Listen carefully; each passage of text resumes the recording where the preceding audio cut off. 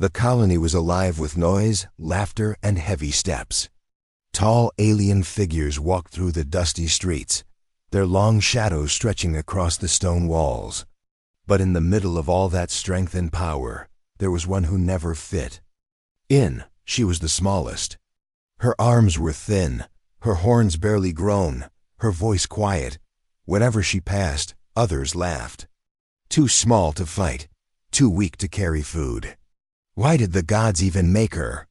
Their words burned like fire in her chest, but she never replied. She lowered her head, kept walking, and prayed no one would push her to the ground like they did yesterday. The smallest one lived her life in silence. She had no friends, no one to protect her. Not even her own family cared. But that day, something different happened. The colony's gates opened with a loud screech. From outside, a group of workers entered, strangers who had come to help build new machines. Among them walked a man unlike any she had ever seen. His skin was smooth, his hair dark, his body straight and tall. A human the colony didn't like humans much. They said humans were weak compared to their warriors, slow compared to their hunters, fragile compared to their giants. But this human walked with calm strength, his eyes sharp, his steps confident. And when his gaze moved through the crowd, it stopped not on the tall warriors, not on the proud hunters, but on her. The smallest one. She froze. Why? Why was he looking at her? For a moment, she thought he might laugh too.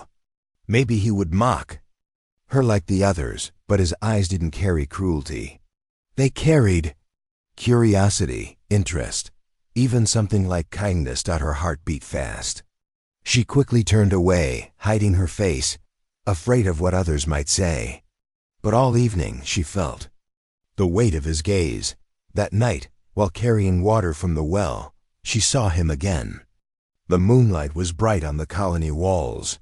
She bent to lift her bucket, struggling with its weight. Her small arms shook. The others nearby snickered. "She can't even lift water," one of them muttered, her chest filled with shame. But before she could fall, a hand appeared, strong, human.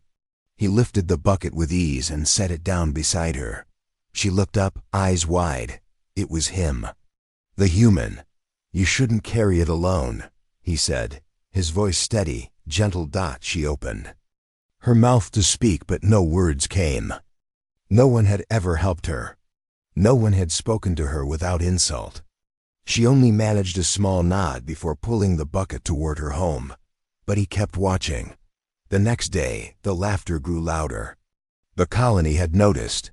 They whispered that the smallest one had caught the eye of a human. To them, it was another reason to mock her. Even humans pity her. They shouted, "She's a shame to us all." Their laughter followed her everywhere. Her hands shook when she tried to eat. Her eyes watered when she tried to sleep. But through her fear, she remembered his hand, his eyes. That evening, she found something strange outside her small hut. A piece of fruit. Fresh, ripe, and placed carefully where she could see it. She picked it up, confused. No one ever shared food with her. No one ever gave her kindness. When she looked up, across the path, she saw him standing there. The human. His lips curved into the smallest smile before he turned and walked away. Her breath caught in her throat. Why was he doing this? Why was he showing her kindness when her own people gave her nothing? Days passed, and the pattern continued. When others pushed her, she noticed him standing near, watching, his hand tightening as if ready to stop them. When she struggled to carry heavy loads, she found help waiting quietly, left in small ways so no one else noticed. And when the nights grew cold, and she sat alone, she sometimes heard his voice whisper her name. He had learned it. Her heart raced every time. No one had ever spoken her name with care, but kindness in a cruel place was dangerous. The colony noticed more. The laughter grew sharper, the whispers darker. The leaders began to watch. She knew trouble was coming. She knew if they found out he cared for her, they would punish her, maybe even worse. Yet, she couldn't stay away. She found herself waiting at the edge of the shadows, hoping for another chance to see him, to hear his voice, to feel that strange warmth in his eyes. One night, as the torches burned low and the colony slept, she felt someone behind her. A hand brushed her shoulder. She gasped and turned. It was him. The human. His eyes serious, his voice low. "You are not small to me." Her breath froze. Her world shifted. For the first time in her life, she believed it might be true. The smallest one tried to sleep that night, but the human's words would not leave her mind. "You are not small to me." No one had ever spoken to her like that. His voice had been steady, not mocking, not pitying. It carried weight, as if he truly meant it. But in the colony, whispers spread faster than fire. By morning, everyone knew. "She walks near the human," one laughed. "He looks at her like she's more than dirt," another sneered. "Pathetic," the leaders muttered. Every step she took was heavy under the stairs. It felt as if the whole colony's eyes were knives cutting into her back. Yet, no matter how much she tried to hide, she could feel his gaze too. Always searching, always finding her. It was different from the rest. Where their eyes were cruel, his were warm. Where they cut her down, his lifted her up. And that difference frightened her more than anything. That evening, while she worked by the fire pits, carrying ash away with trembling arms, she looked up and froze. Across the smoke and flames, he was watching her again, not from the shadows this time. Not secretly. Openly. His gaze was direct, unwavering. He didn't look away when others noticed. He didn't pretend. He simply stood there silent, his eyes fixed on her as if she was the only being in the whole colony. The other aliens burst into laughter. "Look at that."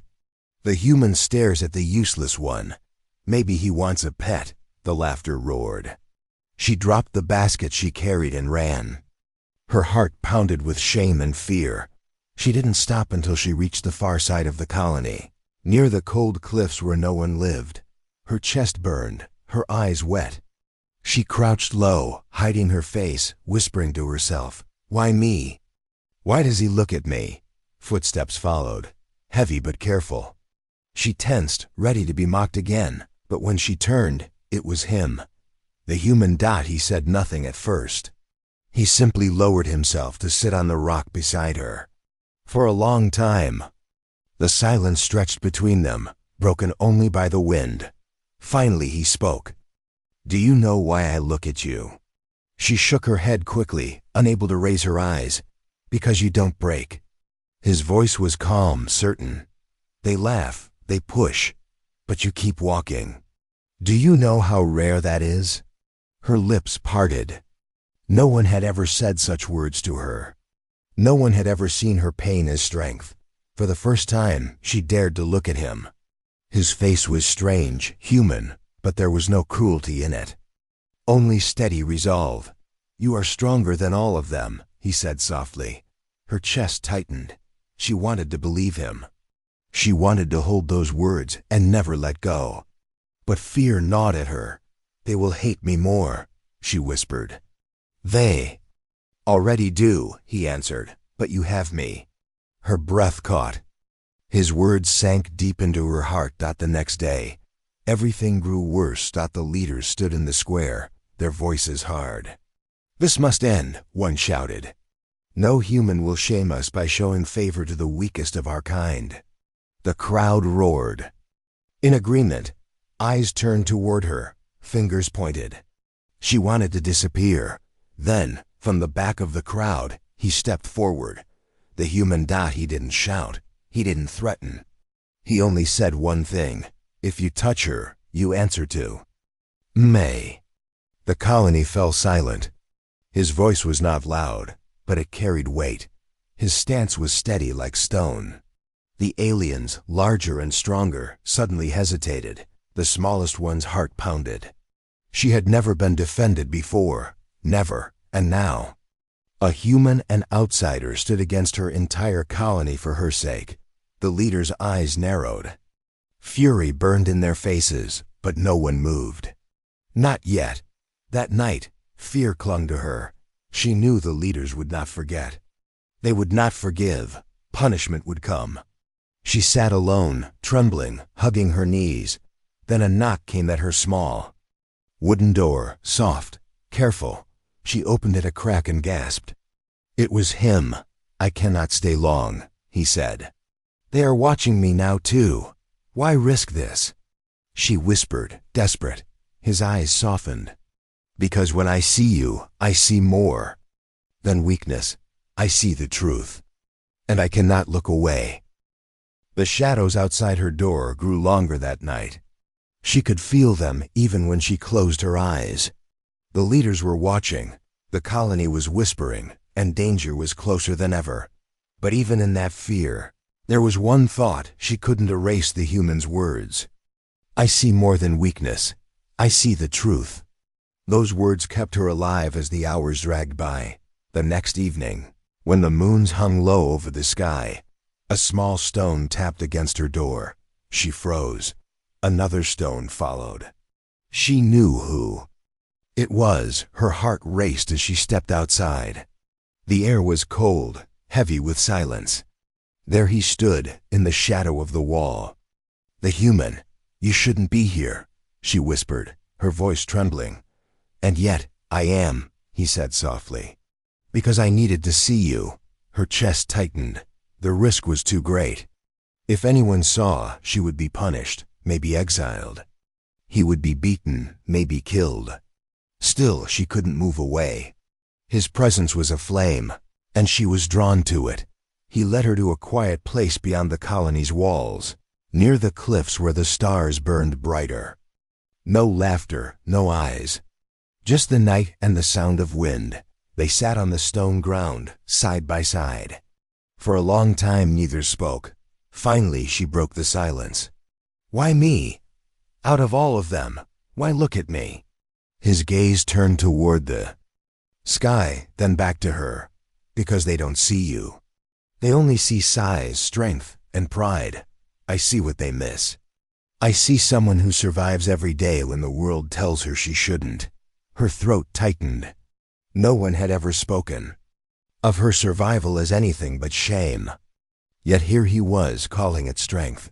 She looked away, her voice barely a whisper. "If they catch us here, they will kill me." "I know," he said calmly. "That is why we meet here, where their eyes cannot reach." Her hands shook as she twisted them in her lap. "I don't understand you. Humans, you're supposed to be weak. That's what they say. But when you speak, it feels like you carry something heavier than all of them." He chuckled softly, though his eyes stayed serious. "Humans are weak in body, maybe. But strength isn't only in muscles or height. Strength is choosing to stand for what matters, even when you're afraid." His words sank deep into her chest.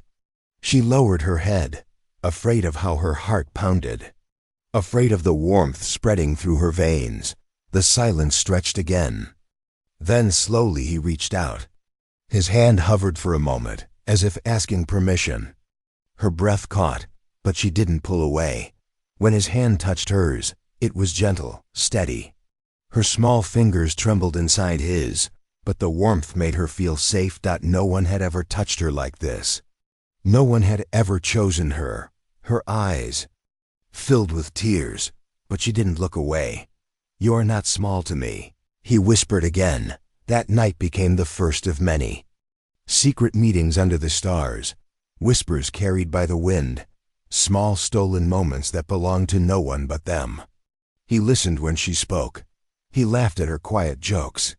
He even taught her human words, strange sounds that made her smile. But each meeting carried danger. The colony grew restless. The leaders grew suspicious. They sent spies to watch the gates, to follow the human steps, to track hers. The walls of secrecy began to crack. One night when they met near the cliffs again, she saw worry in his eyes. "For the first time, they know," he said quietly. Her chest turned cold. "The leaders? Yes, they're waiting for proof. If they catch us, it won't just be exile. It will be blood."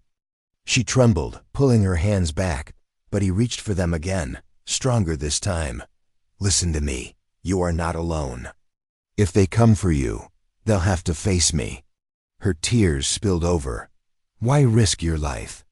I'm nothing compared to them. His jaw tightened, his eyes fierce. You are everything compared to them. Asterisk, the spy saw everything. She knew it the moment the shadows moved closer, the moment rough voices whispered her name. Her stomach twisted as fear gripped her. The human's hand tightened around hers, steady and unshaken, but she could feel the danger pressing in from every side. By morning, the entire colony knew. When she stepped out of her hut, laughter followed. Her like a storm, she meets him at night. The smallest one wants a human for protection. No wonder she hides in shadows, she's nothing but shame. Their words stabbed deeper than knives. Once, their mockery had been heavy enough to bear in silence. But now, with the human beside her, their cruelty was sharper, fueled by jealousy and anger. The leaders stood at the center of the square, their faces cold, their voices loud enough for all to hear. This must end. One declared, she lowers us all, crawling with an outsider. Another spat. Tonight we deal with her. The crowd cheered, hungry for punishment. She trembled, her body shrinking back. But before she could move, the human stepped forward. Enough. The single word silenced them all. He didn't shout. He didn't rage. His voice was calm, but the weight in it was heavier than steel. You laugh at her. You call her weak. Yet none of you see her strength. The crowd stirred, confused, angered. The leaders narrowed their eyes. She survives every insult, every blow, the human continued. She is braver than any of you. And if you lay a hand on her, his voice sharpened, you'll answer to me. Gasps filled the air. The colony had always mocked humans, calling them fragile. But this one stood tall against dozens, unflinching. The leaders sneered. A human dares speak here? You think we fear you? The tallest leader, horns sharp and armor gleaming, stepped forward. Then prove it. If she is worth defending, fight for her. If you lose, she dies. The crowd roared with approval. Her breath caught in her throat. A fight? Against their strongest? He couldn't win. Humans weren't made for battles like this. Her chest tightened, panic rising, but the human only nodded slowly. His eyes never left the leaders. If that is the way, then I accept. The crowd exploded into wild cheers, eager for blood. The square became a circle, torches blazing, eyes gleaming. She stood at the edge, trembling, her heart tearing apart. He stepped into the circle, calm, steady. No armor, no weapons, only the strength of his will. Across from him, the leader towered like a mountain, armed with brute force and pride.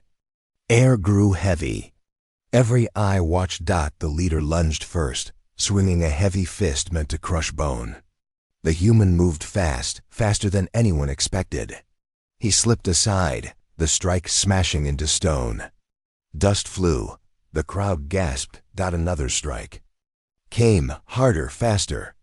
Again, the human dodged, his steps light, his movements sharp. He wasn't fighting with strength, he was fighting with skill, patience, and something the aliens had never needed, strategy. Her heart pounded as the fight stretched on. The leader grew angrier with every miss, his roars echoing through the square. The human's breaths were sharp but steady. He waited, watched, let the leader tire himself. Then it happened. The leader charged with all his weight, horns lowered. The human sidestepped at the last second, grabbing the leader's arm and twisting with perfect timing. The alien crashed to the ground with a roar, dust rising around him. The square fell silent. The human stood above him, chest rising, eyes unbroken. Strength is not only in size. Sometimes it's in refusing to fall. The colony was stunned. They had never seen their leader defeated, not by one of their own, and certainly not by a human. But shock quickly twisted into fury. This is shame. This cannot be allowed. They both must be punished. The leaders, humiliated, turned their rage on her.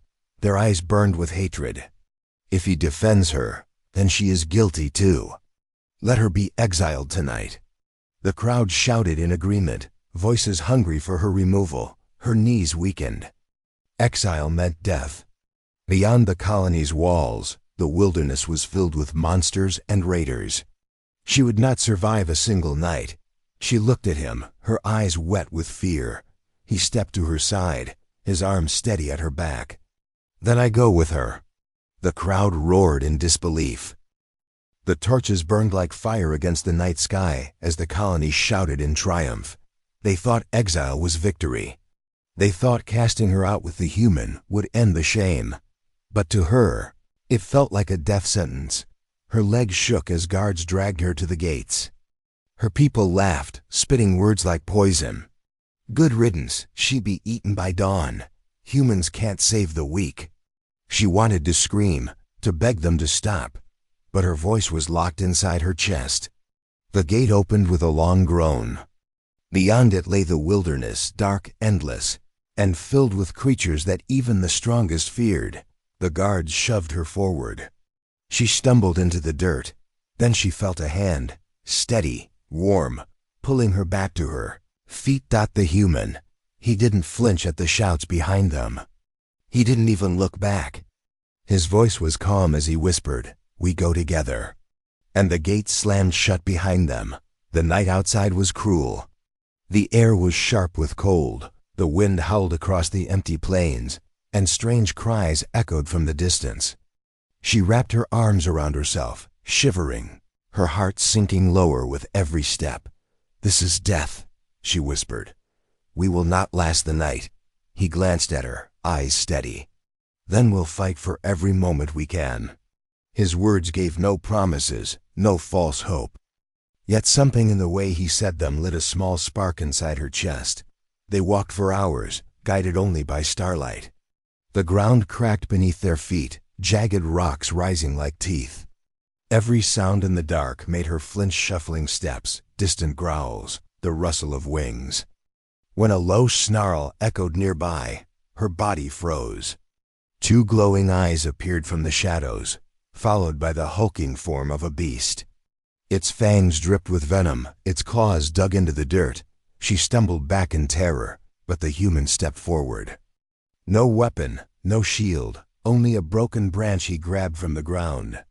He stood tall, his body between her and the beast. The creature lunged. The branch snapped against its snout. The human shouted, his voice echoing like thunder. The beast recoiled, confused, then slinked back into the shadows, its growl fading. She stared at him, her chest pounding. You chased it away." He exhaled slowly, tossing the broken stick aside. "Fear is powerful, sometimes more powerful than claws." Her heart throbbed. Once again, he had stood where no one else would. By dawn, exhaustion weighed on her small body. Her legs gave out, and she fell onto the cold ground. Tears stung her eyes. I can't go further," she whispered. "I am too small, too weak. I'll only slow you down." But he crouched beside her, lifting her chin until her eyes met his. "You've walked this far," he said, "through mockery, through exile, through fear. Weakness doesn't walk this far. Only strength does." Her chest tightened. She wanted to believe him. She wanted to hold those words forever. As the sun rose, they found a cave carved into the cliffs. Dark, but safe from the open plains. They entered, collapsing inside, their breaths ragged. For the first time since exile, she felt the weight of safety, even if only for a moment. She curled against the cold wall, her body trembling with exhaustion. But when his arms slid gently around her shoulders, she stilled. "You're safe now," he whispered. Her eyes closed, and for the first time in her life, she felt warmth in the middle of the cold. But safety never lasted. That night, voices echoed outside the cave. Not beasts, not wind, voices. Her blood froze. She crawled toward the opening and peered out. Across the plains, firelights moved torches. Dozens of them. Raiders. Savage outsiders who hunted the weak, who took what they wanted, who burned everything they touched. Her heart raced. If they found the cave, it was over. She turned to him, her voice breaking. "They're coming. We can't stay here." He looked at the torches, his face calm but fierce. "Then we don't hide, we move. And this time, we fight together." The sound of the drums grew louder. Each beat thudded like a hammer in her chest. She crouched low inside the cave, trembling as the glow of torches lit the night sky. Raiders. Their laughter carried across the plains, cruel and sharp, the kind of laughter that always ended with blood. "They will find us," she whispered. "There's nowhere to run." The human's eyes stayed calm, watching the shifting lights. "Then we don't run." Her breath caught. "Fight against them?" "We can't. They're too many." He looked at her, steady and unshaken. "We survived your colony. We'll survive this too. But I need you." Her chest tightened. For so long, she had believed her size made her useless. Now in the dark, with death approaching, he was telling her she mattered. The raiders arrived by nightfall. Dozens of them, their armor jagged, their faces painted with ash and scars. They carried blades and spears that gleamed in the firelight. Their leader, a massive figure with a broken horn, raised his weapon high. "Search the caves. Take what you find." Her body froze. She couldn't breathe as the raiders spread out, their shadows crawling closer. The human pulled her deeper inside, his hand steady on her back. "You know these lands better than I do. Where can we go?" She thought fast, her mind racing through every path she'd seen as a child. Then it struck her. There's a narrow passage, hidden behind the rocks to the east, too small for most to enter. His eyes lit with fierce approval. "Show me." They slipped out as the raiders searched the cave mouth, sliding between shadows. Her small size, once mocked, now allowed her to move unseen. She crawled through cracks and tight paths the raiders couldn't follow, guiding him with trembling hands. Every step was danger. Every sound of boots behind them made her flinch. Yet the human followed her without hesitation, trusting her completely. At last, they reached the hidden passage. The gap was narrow, jagged, almost invisible against the cliffs. She squeezed inside easily, her small frame slipping through. Behind her, the human struggled, his shoulders scraping the rock, but he forced his way in. They emerged into a hidden hollow, sheltered from the torchlight. For the first time she breathed again. "You did it," he whispered, his breath heavy. "You saved us." Her eyes widened. Saved. No one had ever said that about her before, but their relief was short. From the hollow, they saw the plains below. The raiders weren't just hunting them, they were marching toward the colony. Torches by the hundreds moved like rivers of fire. Her blood turned cold. The colony that had mocked her, cursed her, exiled her, was about to be destroyed. "They don't know," she whispered. "They're not ready." The human's face hardened. "If the raiders reach them, it will be a slaughter." She turned to him, her voice shaking. "Why should I care? They wanted me dead." "Because you're not like them," he said firmly. "You are more. You can choose what they never gave you a chance to save, not to destroy." Her heart pounded. Save the colony? The same colony that spat on her name? It felt impossible. But when she looked at the fire spreading across the plains, she knew the truth. If she did nothing, they would all die together. They ran back toward the colony. Her legs ached, her lungs burned, but she didn't stop. She knew the shortcuts, the hidden trails, the secret ways through the cliffs. For once, her small size was her strength, not her curse. By dawn, they reached the outer wall. The guards laughed when they saw her. "Exiles return?" "Didn't." "The beasts finish you already?" But their laughter died when she shouted, her voice stronger than it had ever been. "Raiders are coming, hundreds. If you don't listen, you'll all be dead by nightfall." The guards froze, disbelief on their faces. Then, beyond the horizon they saw it, the glow of torches, the rising smoke, the sound of drums. Panic spread. The leaders rushed to the wall, their pride cracking as fear showed in their eyes. "How do we stop them?" one demanded. "We are not ready for war," another admitted. Her chest rose and fell. Every eye turned toward her, the smallest one they had ever despised. For the first time they were silent, not to mock, but to listen. She stepped forward, trembling but steady. "There is a path through the cliffs. I can guide the colony to safety. But you must follow me." The leaders sneered, but fear weighed heavy on them. And when the human spoke, his voice sharp, commanding, they listened. "She knows the way. If you want to live, you follow her." The colony had no choice. The raider drums thundered closer, shaking the ground beneath their feet. The air burned with smoke, and fear spread like fire in every heart. For the first time, the leaders looked at the smallest one, the alien they had mocked, beaten, and exiled. Their eyes no longer held laughter, only silence. She stood at the gates, the human at her side, his hand steady at her back. Her voice trembled, but it carried through the night. "Follow me, if you want to live." The march began. She led them through the narrow paths of the cliffs, paths only she knew, paths too small for the raiders to follow with their great numbers. Her size, once their joke, became their salvation. Every step the colony followed. Mothers carried children, warriors carried the wounded, and the human walked close, his eyes scanning the shadows for danger. At first, the leaders muttered in anger, ashamed to follow her. But as the night went on, even they fell quiet. For the first time in her life, no one laughed at her steps. They depended on them. The raiders chased, but the cliffs slowed them. Spears clattered against stone, arrows broke against walls, but none reached the fleeing colony. Guided by her small frame, they moved like shadows, slipping where giants could not. When they finally reached a hidden valley, safe from the plains, the colony collapsed in exhaustion. Fear still weighed heavy, but their lives had been spared. Smallest one stood at the edge, her chest heaving, her eyes wide. She had saved them. She, the smallest. At dawn, the leaders gathered, their pride cracked like broken stone.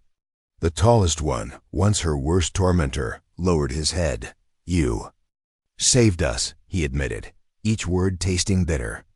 Without his mockery, the silence of the colony felt heavy, strange. Her lips parted, but before she could answer, the human stepped forward. His voice was sharp, steady. "You mocked her. You cast her out, and still she saved you. Remember this, your strength would be nothing without her." The colony fell silent again. His words struck harder than any blade. Slowly, one by one, the colony began to bow their heads to her. Not with laughter, not with scorn, but with respect. Her chest tightened. For years she had dreamed of this moment, of being seen, of being valued, and now it was here. But her eyes didn't search the crowd. They searched only for him. The human. Later that night, when the colony rested in the valley, she sat apart under the stars. The silence was strange, too heavy after all the chaos. She hugged her knees, her heart torn. He joined her, sitting quietly at her side. For a long time neither spoke. Finally she whispered, "They bowed to me. They finally saw me." "They should have always seen you," he replied. Her eyes glistened. "But even now, even with their respect, I only feel alive when I'm with you." He turned to her, his gaze steady, the way it had been from the very beginning. "Because I saw you when no one else would, and I will never stop." Her throat tightened. "Why? I am small. I am nothing compared to your kind." His hand found hers, firm and warm. "You were never small to me. You were always the only one." Her tears spilled freely then, but they were not the tears of shame she had carried for years. They were tears of relief, of release, of love. For the first time in her life, she wasn't hiding. She wasn't ashamed. She wasn't alone. The next morning, the colony began to rebuild in the hidden valley. Walls were raised, fires lit, lives stitched back together. The leaders still held their pride, but their voices were softer now. Whenever their eyes met hers, they looked away, unable to face the truth. But the others, the mothers, the children, the young ones, they looked at her with wide eyes filled with awe. The smallest one had become their savior. And yet, she didn't feel like she belonged to them anymore. Not fully. As the sun rose, she stood beside the human, her hand in his. She had been mocked, beaten, exiled. But he had looked at her and seen more. Not weakness, not shame, not failure. He had seen her. Final ending. The colony would remember her as the smallest who saved them. But in her heart, she knew a different truth. She was not small.